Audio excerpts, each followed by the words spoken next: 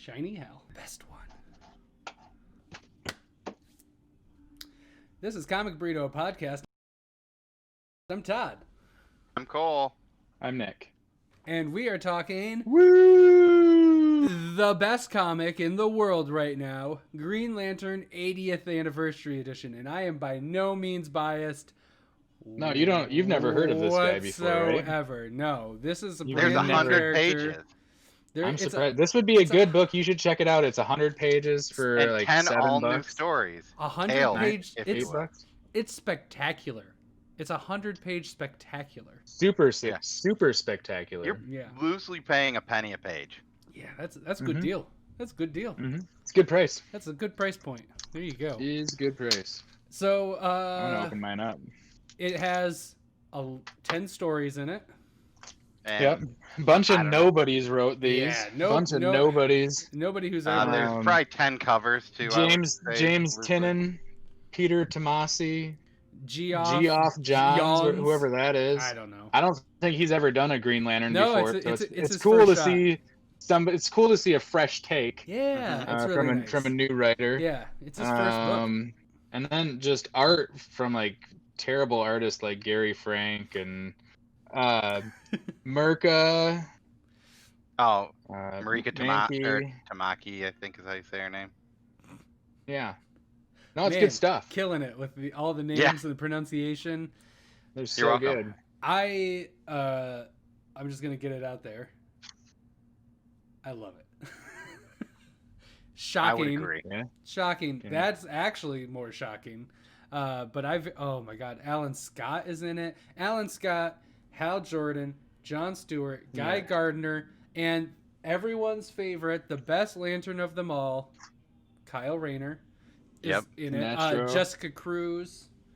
Simon Baz. They what's the pink guy's name that likes to lift weights? Kilowog. Kilowog. Yep, he gets an actual story with Guy, which is fun. Yeah. They don't touch any of the Far Sector story stuff. There is there's a cover for her, and there's a cover for Teen Lantern. Yep. Who's from Young Justice. Yeah. From the Legacy young adult novel. They really ran the gauntlet on all of the characters they used. Yeah. Yeah, the covers are sweet too. So good. I'm trying to figure out. I mean, you're looking at it, you'll figure it out. But yeah, I'm just trying not to show the actual interior pages. The Jessica Cruz one, I think it's done by Joel Jones and maybe Jordi Belair did the color. That was probably one of my favorites. It was really good. They were my favorite was Jeff Johns. I loved that story. Oh man, so good. Look at that. That's so good. Right?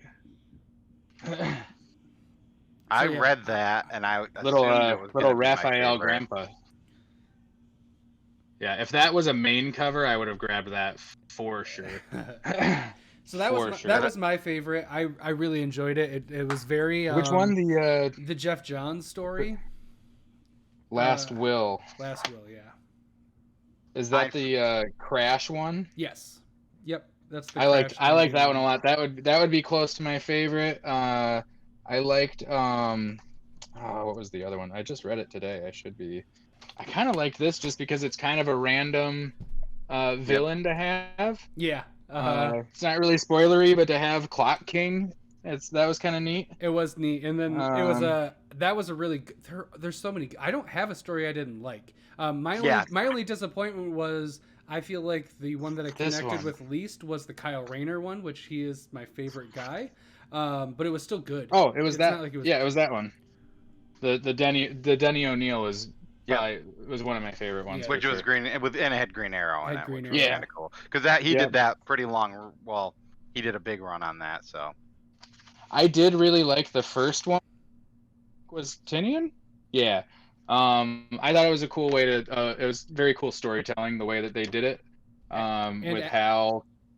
Alan Scott. Or Alan Scott. Yeah, sorry. But I didn't know a whole lot about him. In general, so it was a cool way to kind of be like, this is what this guy's about. I don't want to speak out of turn, but I'm pretty sure one of the first homosexual superheroes. that was like out. Alan Scott is. Yeah, I didn't I'm know that. sure there's somebody who came before and all that, but he was one of the first that I like remember, and I'm pretty sure it's not a long list.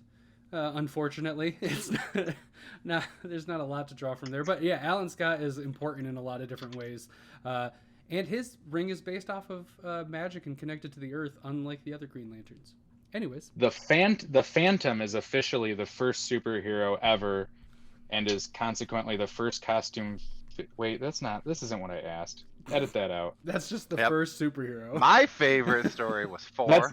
This is the Phantom is the first superhero to come out, not come out. All right. Thanks, Google. My favorite was Jeff Johns with an honorable mention to 4. So Last Will by Jeff Johns. Who wrote 4? Vendetti, right up there. I loved that one. That one made me cry like a baby. Yep, that was my favorite. I would say if I had to pick a second, it would probably be the Tomasi one, which was the Guy Gardner and Kilowog. Kilowog, yeah. Yeah. Yeah. That one was just kind of good like a too. fun little, like, it was a lot, like, that is the perfect, I think that was a great example of a perfect story for this. Same with, like, 4. They're not doing, like, anything, like, crazy, but it tells a quick 10-page story that you can invest in. Yep, totally. I mean, you have a favorite, Nick? I'll go Tinian. The Jeff Johns is my favorite. Nice. The Jeff Johns is my favorite. I really liked the Tinian, and I really liked the Dennis O'Neil, the Time Alone. I really liked that one, being a little different. That was a good one. I would pick that one as my honorable mention only because neither of you picked it, so I'd put that in. Nice. And then what were your thoughts overall, Cole? I think this is the best 80-year book, and I've read all 4 of them. Like, this was the only one where, like, I definitely put it down after 4, but only because I, like, literally started crying, and my wife's like, do you want to watch The Watchmen? And I was like, sure, this is the perfect time to get even weirder and take a break, so yes, let's watch that. So, I mean, yeah, I don't think that there was really, I mean, like you said, the Kyle story might have been the weakest story, maybe, and, like, but I There's know so another many one that people was were kinda soft. invested in it. Yeah, but, like, It's still good though. for me, I mean, I don't really, like, all of the stories kept my attention compared to, like, all the other ones. It just seems like I would say, I mean, like, unrelated to this, but, like, Joker, I think he needs more build up to have a great story, where, like, putting a 10-page story for him is harder, where, like, I don't know anything about these characters either, so it's just like, here's quick intros. Yeah, and I think Joker, like, individual stories, there were probably a few Jokers that I liked more than the Green Lantern, but in that middle area of, like, that was good, I enjoyed that, Green Lantern had more than Joker, and for sure more than Robin. I did not get the Catwoman one. Well, 'cause- but yeah, this is definitely my favorite of the 80ths, which shocker. I would have voted on that probably before I read it. I would have guessed that it would be how I it would would have be. too. I'd be like, how much money can I put on this? Yeah, exactly. And then the Kyle Rayner one's really good, but it's a lot of inside things. Like, it's a lot of fan service. It's a lot of, like, oh, you remember this little detail, and oh, this guy, and these little things, and it's cool to see and all of that. But I still just I loved the whole thing. It was great. I read that super quickly. For 100 pages, I really wanted 32 pages of each of these stories. It's so nice to see so many different people tackle so many different characters that they have. Yeah. Yeah. That was the best part too, and maybe that's what kept my attention and threw it out, is that, like, I think besides Hal, no one gets their own singular repeat story. Yeah. Yep. Hal gets 2. Yeah. Yeah. Yeah. And I mean, like, that's kind of which what is makes fair. it push, because you have so many different characters that it's like, this is cool to see as, you know, the stories progress. I'll say the He's not. He's only in one singular, but then he's in Green Arrow and in Green Lantern. Right. One. he makes And appearances he's in other. He's in 4. So he's in 3 of them. I guess Um, when I would think when you would the Green Arrow and Green Lantern one, he's the only Lantern. he's yeah. That's because the Green Arrow, Green Lantern tie-in that they did, the team up that they did for a long time. It was Hal Jordan and Ollie. But yeah, you liked it, Nick? I did. The Robin was the first one, and I bought it, and that was like the first time that I've bought like this type of book where I've bought like annuals and a few like specials or whatever, but that was the first time that it was like extra money on a 100-page type thing, and it was kind of a big letdown. I was expecting like this caliber on that and didn't get it. And then the Joker one was definitely better, but it was like, I don't know if I'm gonna buy any more of these. And I think I said, because you guys were both like, well, we'll review that, of course we'll review that, because we're all buying it. And I was like, I was not planning on buying it. I was to the point with the first two that I was like, you know what, I can buy 2 other issues of like something I'm pulling or check out something new for the price of this book, and it just wasn't really hitting. But with this one now, I'm kind of back on board again, because it's like, well, if they can hit this level, I didn't enjoy absolutely all of them, but overall it was a very enjoyable book. So I don't think Catwoman was that out of the park, but I would say that that's the closest to that of all of them for me. I would agree. I would put it Robin, Joker, Catwoman, Green Lantern. That's how I'd do it. Well, maybe I need to check and see if they have one and grab it. This has all of a sudden devolved into a discussion about all of the 80ths, which is fine.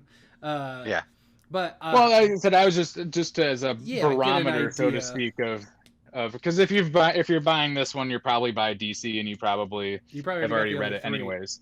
Yeah, or are just huge. But I don't know, maybe somebody did that like me, that like bought it and was kind of like and just kind of cool on it and didn't. But I would give it another shot if you were like that. I'm glad I read it. I'll have my kids go through this one probably pretty soon. Yeah, I would definitely say it's worth checking out for anyone that's at least slightly interested in Green Lantern.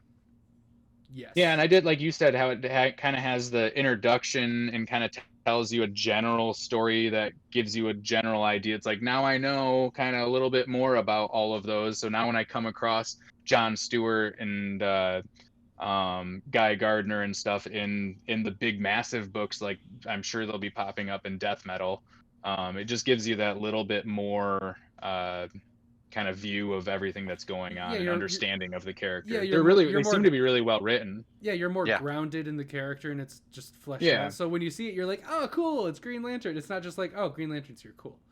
Like, you know a lot about him, Todd. Why is he red hair? Was there anybody that you felt was like written out of character or like a bad representation of that character, or was it all pretty good? No, honestly, it felt like a lot of people really cared about who they got. I wouldn't be surprised if the author maybe got to choose who they tackled, because it felt it felt like each one of them really cares, and maybe it's just because it's 10 pages, so it's easy to really like give a shit when it's only 10 pages. Like, you can be like, I gotta make this good. It's 10 pages. You don't have to worry about like where the continuity is of everything, because they're all out of canon. They're just stories. I'm assuming they're all out of canon. I've never taken these seriously.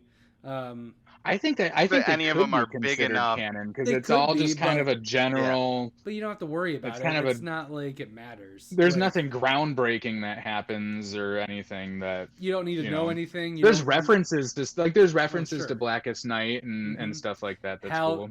References to Hal making his own ring. Yeah. It definitely uses Parallax canon.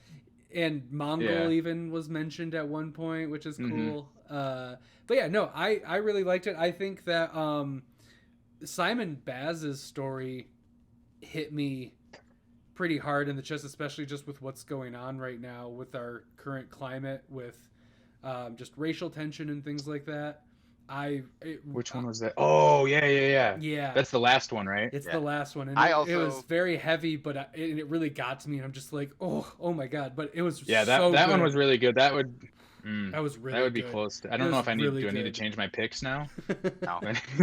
I didn't realize. But see, that's what I mean. So many of them were there wasn't like They were all good. Yeah, no, he's from Detroit. Yeah, that was kind of cool because I know love like that. when I think of superheroes from Detroit, I just think of Cyborg. Yep. Well, technically, isn't he from like Dearborn? Yeah, he's outside of Detroit. Yeah. But yeah, I thought that was kind of cool when they were like referencing that. I was like, oh, this is cool. I know this place. Having a hard time being like, I want my like big group of Green Lantern books again. Because it's making me remember how nice it was to see all these characters on like a regular basis, and now it's fewer and far between. Well, I was gonna bring up, what would you want in like a Green Lantern Black Label book if they were to do, like the we've gotten Batman and mostly a lot of Batman, but Joker and a few others, but Superman, Superman. Wonder Woman. I know you would want Kyle, obviously. I don't know if I want Kyle in a Black Label because I'd want Guy. it to be really. I kind of would want Guy in a Black Label book because I think that he could be a little more unhinged, and it could be a little because it's a little darker. Kyle, I don't want to see him be dark and like accidentally murder somebody or something like that. I mean, it's a fun discussion. They're going to do Hal for the first one. It will definitely be Hal, or maybe John Stewart. If John gets the HBO show, which I think is the rumor. It's Kyle or John, I think is the two. I'm sure it'll be John. If he gets that, then we'll probably get which one of them gets it. We'll probably get a Black Label book. I would love that, and I'd like it to be. Like almost like I've always wanted like a more noir Green Lantern, where like he's got to be a little more detective-y, and it's pretty like grim and dark and all that. Kind of what Omega Men Morrison kind of were, and Grant Morrison a little bit, but really flesh that out. I've always wanted to like give me some black and white Green Lantern. I think that'd be funny. Like it's all based around, and then you could have like what if it was black and white and green with green? Yeah, Sin City with some green in it. Yeah, that would be cool. I would definitely pull that book if it was all black and white with green. There's a lot of things I would love. Sure. Honestly, I would just love to see. It could have all the main colors. Yeah. I would like to see something unique. I that's all I want. Give me some Black Label. I don't really want to see something that I could think of. I want to be like surprised because I've been doing this for a long time with Green Lantern. And I'm ready for some switch up, which is why I love this 80th so much, is that there's so many different branches and they're going so many different ways. It's really 10 stories that are great. Yep. And I like it a lot. So yeah, big recommend from me. Actually, a three-way recommend. Oh dang, we're on Golden Burrito turf. A triple burrito. Trio burrito. Yeah, maybe. I mean, we all like it, but I don't. That's what I'm saying. I wouldn't say I like love it. Oh my god, this is one of my favorite books of all time. But it's very good and very worth buying. So that's what I say. We're treading on. We're there. Yeah. We don't very often all are this on top of something, especially something that's like one shot. Very good. So cool. It's not so good that I'm like I need to buy all the covers. That would also be very expensive. I don't think that any of them are that good. No. Even the Batman and the Superman like 1000s, which I think those are like a little above maybe this. We'll have to talk off air about that. So, Green Lantern 80th recommendation. Thanks for getting wrapped up with us. I'm Todd. I'm Cole. And I'm Nick. And this is a Comic Burrito podcast. Bye. Yay. Bye. And make sure to hit that subscribe button and comment what you think. And what's your favorite story? What was your favorite story? Knock on 3 neighbors' doors. Knock on 3 neighbors' doors and ask them if they're watching the Comic Burrito. The ones next to you and then the one across the street. Hit a triangle. Boom. Right around. Boom, boom, and boom. then they do that and it just goes from there. It's a pyramid scheme. Right. It's you get your friends and then marketing. You'll make money and we'll all be billionaires. Yeah, obviously. But yeah, no, that's how it works. Please tell a friend, comment what your favorite story was, subscribe, hit us up on Twitter at Comic Burrito Show, The Comic Burrito, at The Comic Burrito. And yeah, thanks again. I'll edit this somehow where maybe it won't be so awkward. I'll probably also leave this part in. So. Yep, that's usually how it goes. Yeah. And cut. That's the cut. And now cut. No, actually, I'm gonna hit stop recording now. So, cut. Cool. Can you fix this in post? Can you fix this in post? I could. You fix this in post? I could. Green Lantern's light.